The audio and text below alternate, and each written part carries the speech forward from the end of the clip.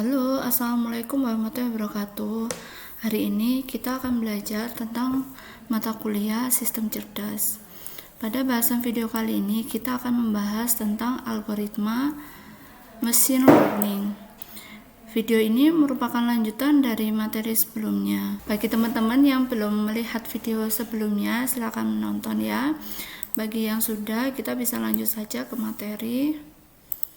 Nah, untuk pokok bahasan yang akan kita bahas dalam video kali ini yaitu tentang definisi algoritma, lalu machine learning life cycle, jenis algoritma, kemudian perbedaan antara supervised dan unsupervised, kemudian tentang RL, unsupervised, supervised dan unsupervised.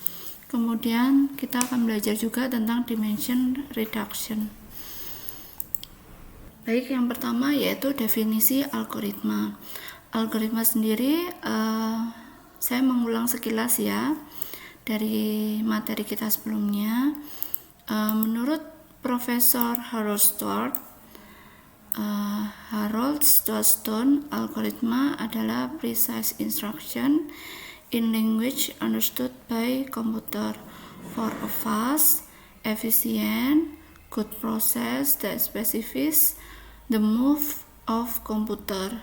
Jadi intinya adalah algoritma merupakan sebuah instruksi yang tepat. Precise itu tepat gitu ya, instruksi yang tepat in language understood by computer, dalam bahasa yang dimengerti oleh komputer, untuk proses yang cepat, untuk proses yang cepat, efisien, kemudian serta proses yang baik untuk pergerakan. Jadi pergerakan dalam komputer. Kemudian secara umum algoritma merupakan a procedure is finite sequence of well-defined instruction, each of which can be carried out in finite amount of time. Jadi algoritma merupakan sebuah prosedur yang urutannya terbatas. Jadi is finite sequence gitu ya, yang didefinisikan dengan sangat baik di masing-masing ini ya, each of which can be carried out, di masing-masing yang dapat dilakukan gitu ya dalam waktu yang terbatas. Kemudian an algoritma is a step by step procedure to solve given problem. Jadi algoritma adalah langkah yang baik atau langkah-langkah sebuah prosedur untuk menyelesaikan sebuah masalah, intinya gitu. Nah, selanjutnya yaitu machine learning life cycle. Ini yang akan kita pelajari ya. Jadi kalau kita di perancangan sistem kan mengenal sebuah SDLC. Nah, begitupun juga dengan machine learning. Ini ada yang dinamakan machine learning life cycle. Nah, kalau SDLC atau software development life cycle yang kita pelajari itu memang yang pertama ini ya, planning, kedua analis, kemudian design, implementation, testing, dan maintenance. Ini SDLC-nya secara umum.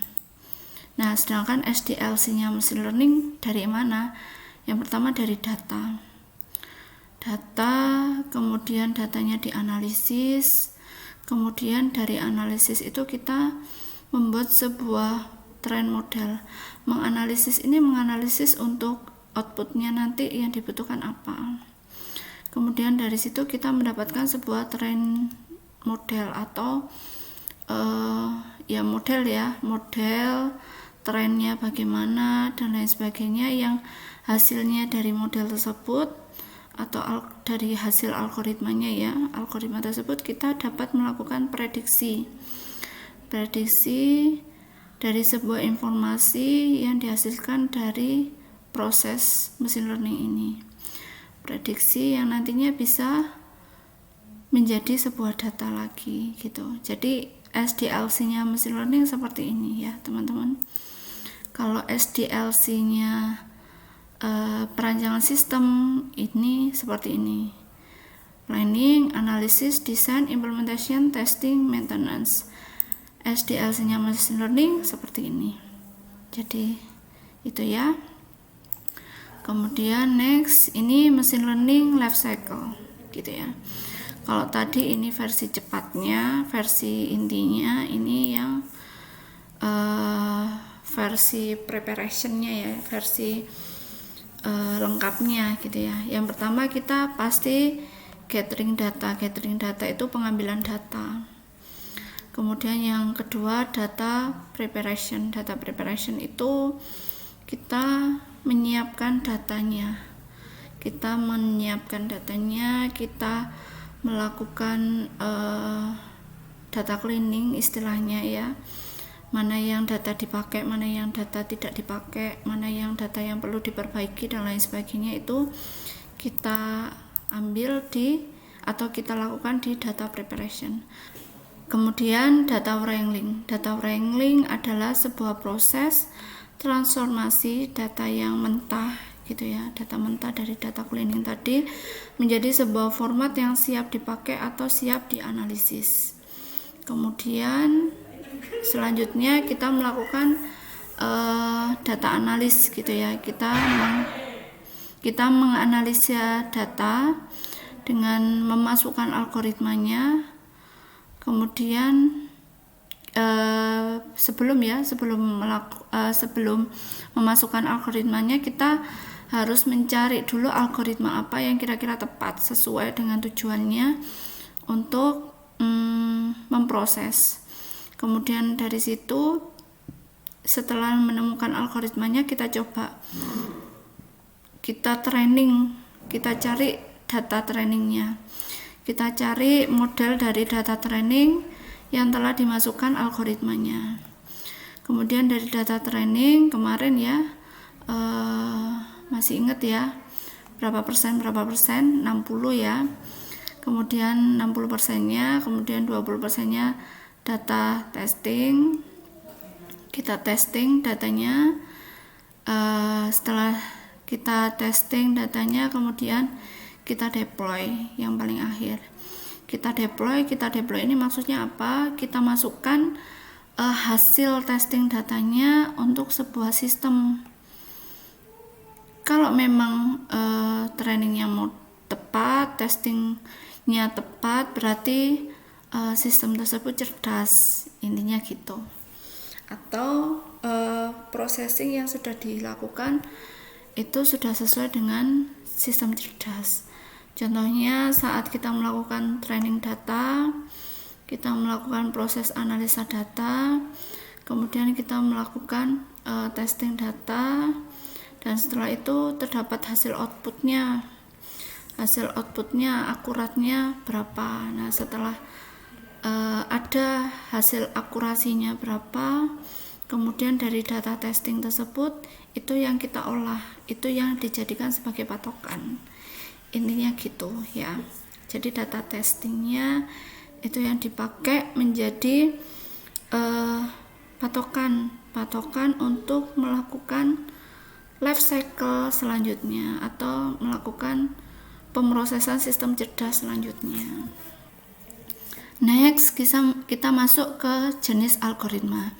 Yang pertama yaitu supervised learning, yang kedua unsupervised learning, dan yang ketiga reinforcement learning. Apa saja ini? Kita akan bahas satu persatu ya. Supervised learning artinya mengontrol atau kontrol terhadap algoritma yang sangat berpengaruh pada pembentukan model.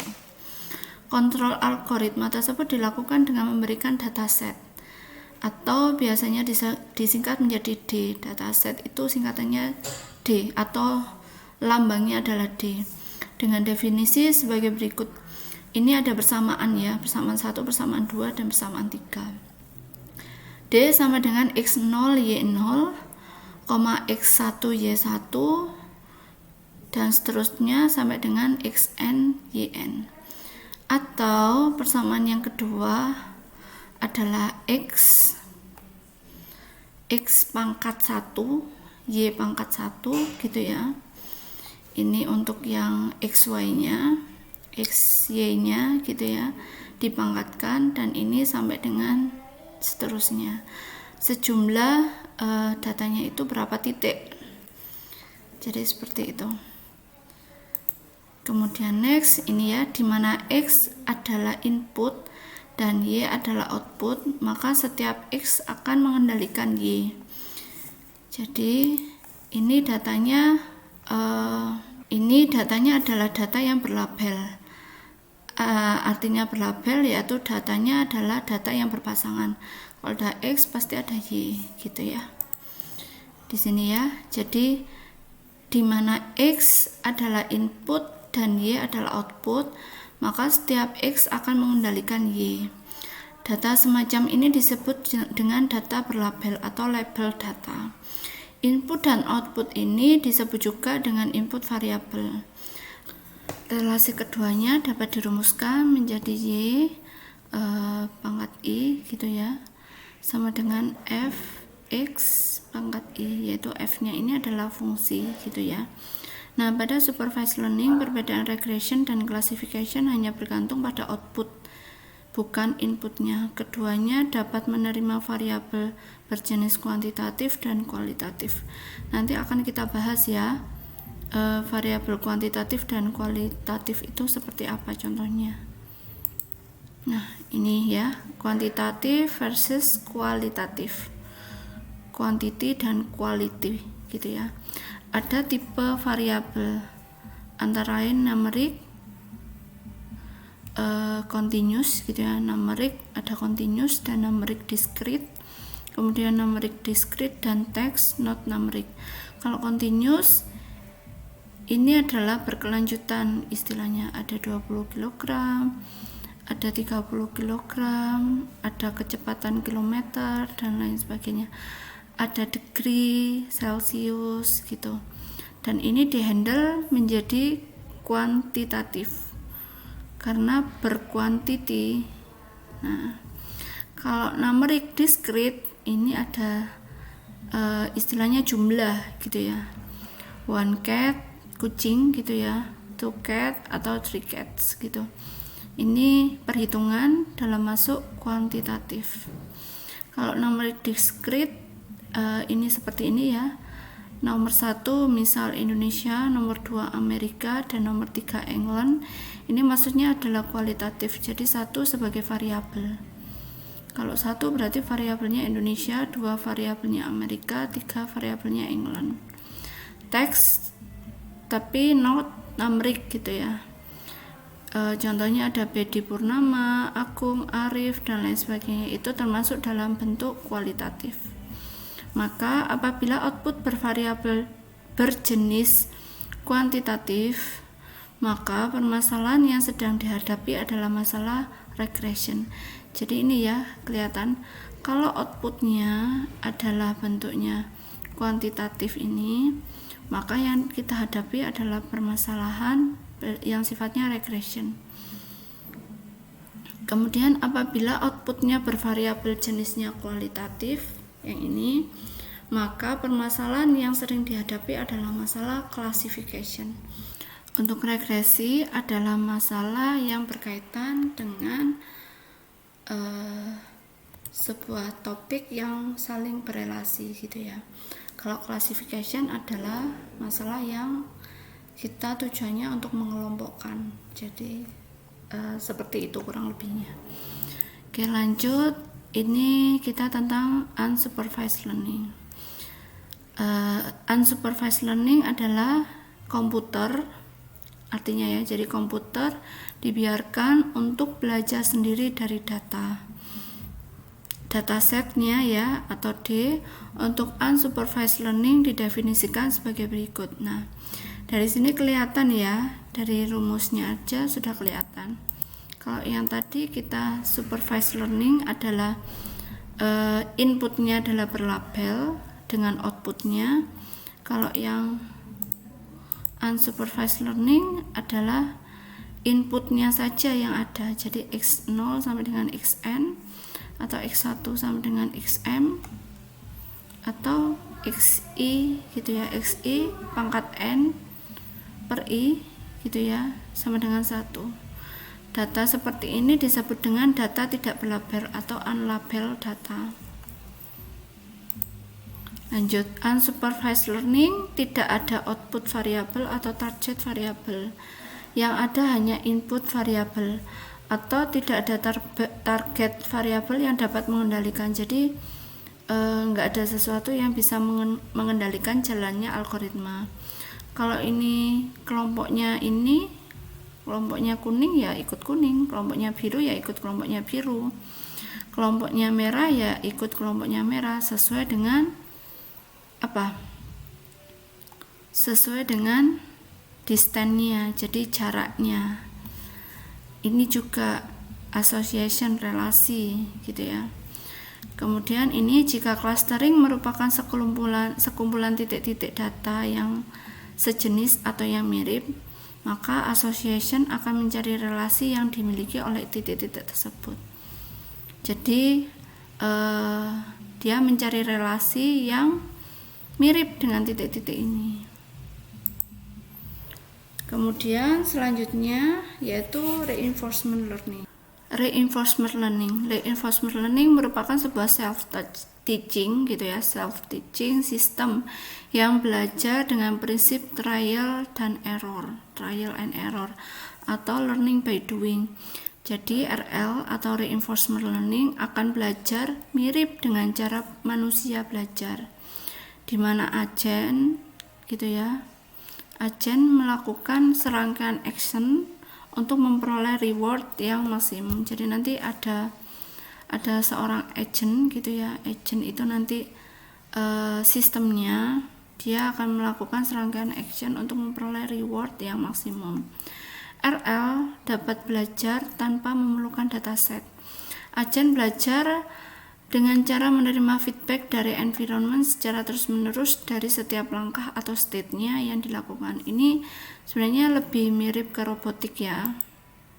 Nah, ini ada agen reinforcement, ini ada state itu langkah dari agen itu. Environment apa? Environment merupakan lingkungan sekitar dari sebuah robot atau sistem itu. Misal ada sebuah robot gitu ya, robot yang dia diinstruksikan untuk berjalan di sebuah lintasan gitu ya, di sebuah lintasan yang terdapat penghalang gitu ya. Kalau misalnya dia menabrak penghalang tersebut, maka ada punishment-nya. Kalau dia tidak sampai menabrak penghalang tersebut, maka ada rewardnya. Jadi seperti itu intinya ya. Nah, dalam reinforcement ini terdapat sebuah framework yang bernama MDP atau Markov Decision Process.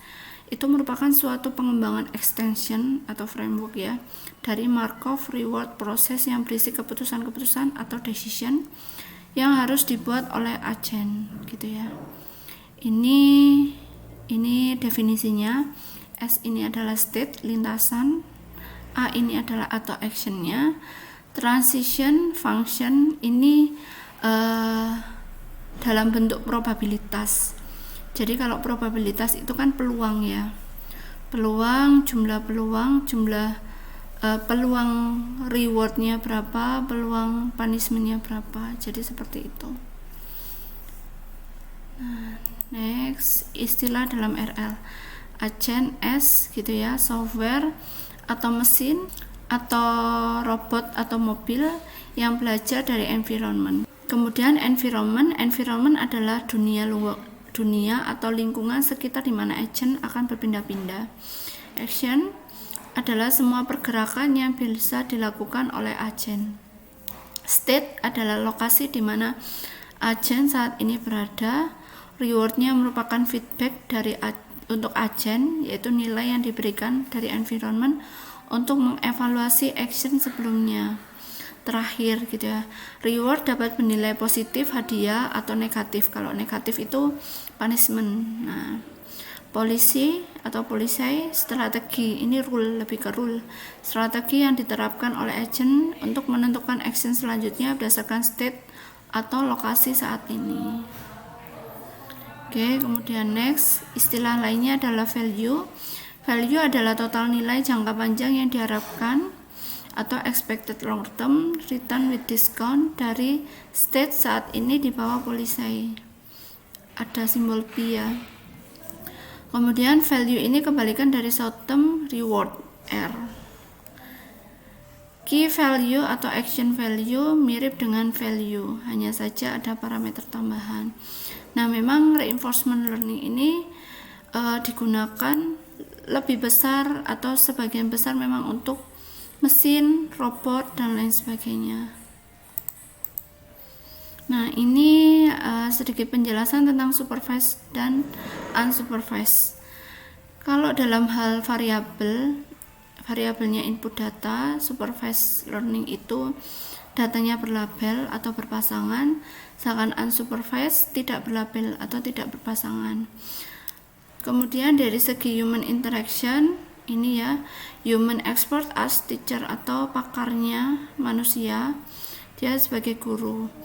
Lalu feed the computer with training data containing the input or predictors. Jadi istilahnya komputer itu berisi input data dari data training. Kemudian komputer juga harus bisa mempelajari pattern atau polanya.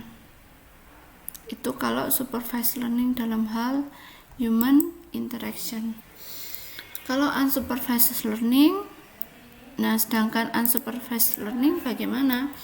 Kalau unsupervised learning adalah ini no teacher gitu ya, no teacher at all, jadi nggak ada guru sama sekali.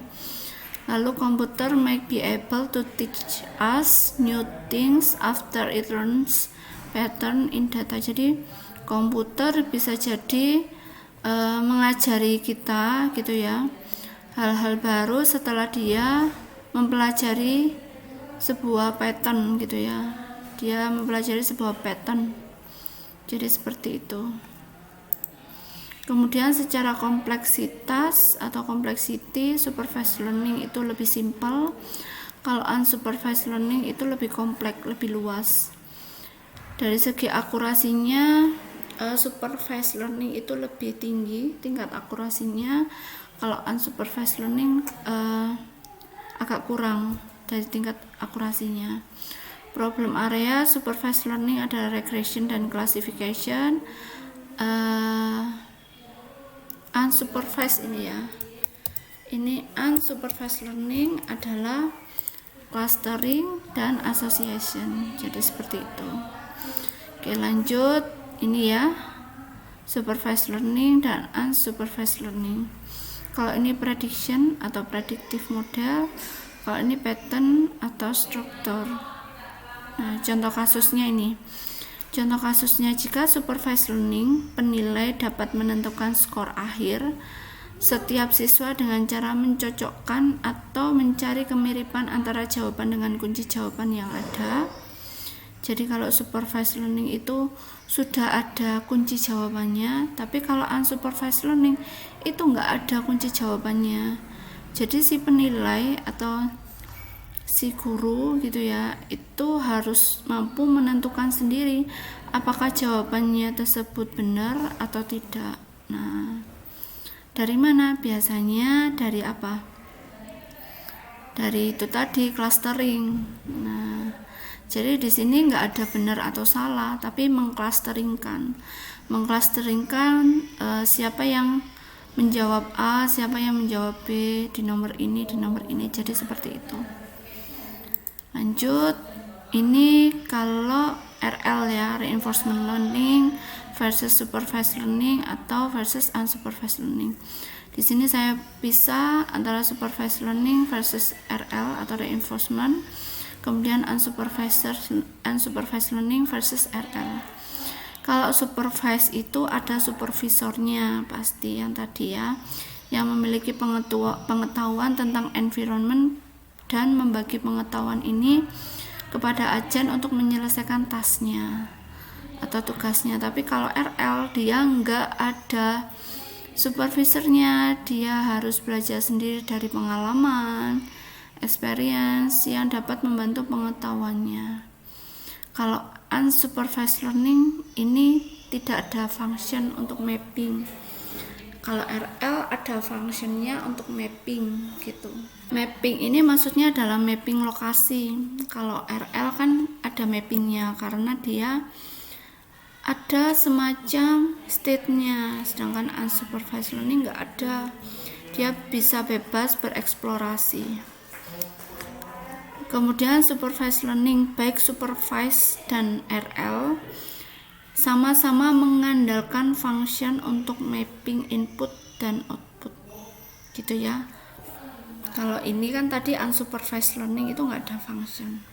Tapi kalau unsupervised learning adalah pekerjaan utamanya itu atau tasknya adalah menemukan pola atau menemukan patternnya. Kalau supervised learning itu tidak ada feedback. Kalau RL itu ada rewardnya tadi, reward atau punishment. Rewardnya positif, punishmentnya negatif gitu ya. Yang berfungsi sebagai apa? Yang berfungsi sebagai agent atau feedback dari agentnya. Nah, sampai di sini dulu ya. Kalau ada yang kurang paham silakan ditanyakan. Oke, kemudian kita bahas juga tentang dimension reduction. Dimension reduction adalah sebuah metode atau teknik yang diterapkan untuk mengurangi jumlah feature. Feature itu gambaran kan kemarin ya, feature gambaran yang disebut dengan dimensionality reduction atau dimension reduction. Dimension reduction merupakan sebuah teknik konversi dataset dari dimension reduction merupakan sebuah teknik konversi gitu ya. Konversi dataset dari dimensi tinggi menjadi dimensi yang lebih rendah dengan tetap menjaga kualitas informasi yang ada pada dataset.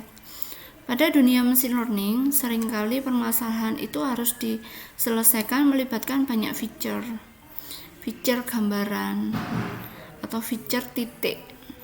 Misal ada 1000 buah feature. Kondisi ini dapat menyebabkan proses analisa dari data dan trainingnya menjadi sangat lambat, sehingga berpotensi untuk overfitting. Overfitting itu kelebihan muatan, istilahnya kelebihan beban dalam menggambarkannya. Nah, cara yang dapat ditempuh untuk mengatasinya adalah dengan mengurangi jumlah feature-nya pada dataset sampai batas rendah yang masih bisa ditolerir.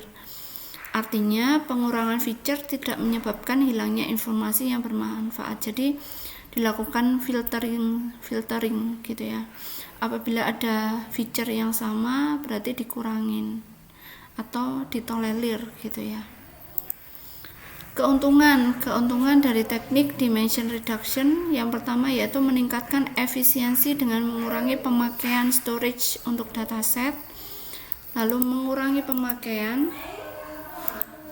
pemakaian memori komputer dan waktu komputasi, kemudian mempercepat proses analisa data khususnya pada permasalahan regression dan classification.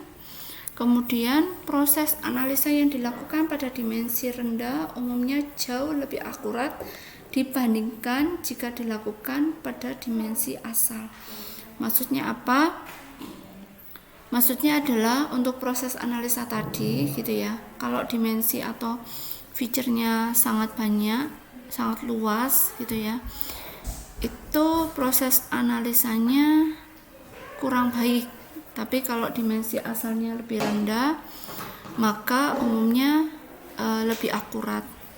Kemudian yang selanjutnya yaitu mempercepat proses pembentukan model yang disebabkan tidak semua feature harus diproses selama training. Jadi tidak semua proses atau tidak semua feature itu harus diproses selama training. Tadi ya data trainingnya seperti dalam video yang kemarin video sebelumnya. Kemudian mengurangi redundansi, atau yaitu tadi kalau ada dataset yang sama maka sebaiknya dikurangin, atau noise atau gangguan pada dataset sehingga dapat meningkatkan performance. Kemudian selanjutnya yaitu kerugian dari teknik dimension atau reduction, berpotensi hilangnya informasi penting atau data loss. Kemudian dimension reduction dapat diterapkan pada kasus linear atau non-linear, terutama dalam hal tersebut bisa memicu kesalahan interpretasi dalam pembentukan model. Jadi terkadang kalau kita salah dalam menentukan atau menghilangkan data, kita akan berpotensi ini data loss. Jadi memang untuk dimension reduction atau redundansi atau istilahnya mempersempit ruang gerak dari feature yang kita gambarkan, itu memang kita harus bisa tepat dalam menentukannya. Jadi sehingga dapat mengurangi data loss gitu ya. Selanjutnya ini ya, diagram dimension untuk reduction. Nah, dimension reduction teknik ada sebagai berikut, yaitu ada feature selection dan dimensionality reduction. Kalau untuk feature selection ini ada beberapa macam tekniknya, ada missing value ratio. Nanti teman-teman bisa belajar ya sendiri apa saja sih perbedaannya gitu ya. Kalau yang dari sini yang nanti akan kita pelajari yang masuk adalah random forest, lalu low variance filter, high correlation filter, random forest, backward feature extraction, sama forward feature extraction atau forward feature selection. Kemudian dimensionality reduction ada dua, component based atau projection based. Contohnya apa? Kalau ini metodenya adalah vector analysis, principal component analysis, kemudian independent component analysis, serta kalau project base adalah isomap, TSNE dan UMAP, tapi lebih seringnya memang yang dipakai yang feature selection. Oke, selanjutnya yaitu feature selection ini ya. Feature atau kadang disebut sebagai atribut atau variabel. Jadi feature selection melakukan seleksi dari sekian banyak feature yang tersedia pada dataset dan hanya sebagian saja yang digunakan. Ini seleksi feature-nya. Jadi contohnya ini. Nah, proses feature selection ini prosesnya ya. Jadi feature selection dari dimension reduction itu sifatnya by filter. Filter yaitu memilih subset dari variabel secara independen. Subset adalah bagian dari sebuah subjek gitu ya, yang bersifat non-iteratif. Non-iteratif itu artinya tidak berulang. Jadi kalau ada data-data yang ganda atau redundansi gitu ya, berulang, nah itu kita filter. Jadi dari all features, dari semua komponen atau semua data kita lakukan filter. Kita cari data-datanya yang tidak berulang, kemudian kita bentuk feature subset dan langsung kita lakukan permodelan. Wrapper adalah memilih beberapa subset dari variabel dengan mempertimbangkan model yang akan digunakan. Jadi dari seluruh feature, all feature dibentuk sebuah subset atau istilahnya variabel kelompok gitu ya. Kelompok dari feature tersebut. Setelah dapat subsetnya, subset tersebut di masing-masing subset dibentuk sebuah model. Kalau yang ini kan kita filter ya, tapi kalau ini hanya subsetnya saja yang kita bentuk menjadi model per subset gitu ya. Dari subset ini kita lakukan wrapper gitu ya. Dari subset ini kita lakukan wrapper atau kita memilih salah satu subset gitu ya. Kemudian kita lakukan feature tadi atau permodelan tadi. Next, ini ya, ada lagi yaitu embed feature. Embed feature selection sudah tercakup dalam built-in pada machine learning, misal pada decision tree. Nah, kalau yang ini contohnya dia di dalam algoritma decision tree. Jadi kalau decision tree kan kita taunya ada sebuah algoritma gitu ya yang bercabang. Nah, dari cabang-cabang tersebut kita pilih biasanya yang di subsetnya per masing-masing subset. Jadi atau per masing-masing algoritma. Kita cari kelompok-kelompok algoritma besar yang kemudian diwakili untuk diproses, dicari modelnya. Jadi seperti itu. Hampir mirip seperti wrap. Lanjut, feature extraction ini ya. Feature extraction merupakan salah satu teknik untuk membentuk dataset baru yang original berdasarkan dataset. Kalau tadi feature selection, kalau ini feature extraction. Beda ya. Jadi dataset yang baru ini merupakan hasil turunan dari dataset awal ini ya, X, Y sama dengan fungsi gitu ya. Dan cenderung berukuran kecil dibandingkan dataset awal. Tujuannya apa? Tujuannya adalah merekonstruksi data. Jadi ini direkonstruksi datanya. Khususnya pada kasus unsupervised learning. Lalu kemudian untuk meningkatkan prediksi atau prediction improvement. Ini sama di kasusnya unsupervised learning. Nah, feature selection versus extraction apa saja? Ini ada keuntungan sama kerugiannya. Gitu ya. Di sini ada metodenya, keuntungan dan kerugiannya. Nah, untuk yang feature selection keuntungannya adalah preserving data, karakteristik for interpretability, yaitu untuk mempertahankan karakteristik data. Kemudian kerugiannya adalah ini terdapat diskriminatif power ya. Jadi ada data yang istilahnya tidak terpakai itu ya, terdiskriminatif, atau menurunkan waktu untuk melakukan data training. Kemudian reduction overfitting, mengurangi overfitting. Kemudian untuk yang feature extraction gitu ya. Feature extraction ini kalau untuk feature extraction higher discriminating power sama ya. Ini lebih tinggi daripada yang kalau ini keuntungannya lebih tinggi gitu ya, diskriminatifnya lebih tinggi.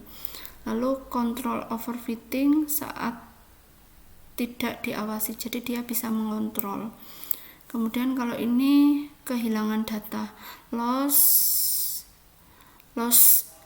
of data. Ini loss of data. Kemudian data yang interpretability itu data yang baik gitu ya. Kemudian transformation is expensive. Kerugiannya yaitu ketika akan bertransformasi atau akan meningkatkan performanya itu biayanya lebih tinggi. Dari sisi kompleksitas, feature extraction lebih kompleks dibandingkan feature selection. Nah, mungkin itu dulu materi yang bisa saya sampaikan dalam video kali ini. Apabila teman-teman terdapat pertanyaan atau ada yang mau ditanyakan, silakan bisa ditanyakan. Sebenarnya ini beberapa hal tentang feature extraction dan terutama tentang feature extraction ini sudah pernah saya bahas dalam video tentang data mining. Jadi kalau teman-teman lupa bisa coba dilihat di video data mining tersebut, nanti linknya akan saya kasihkan ya. Oke, terima kasih. Wassalamualaikum warahmatullahi wabarakatuh.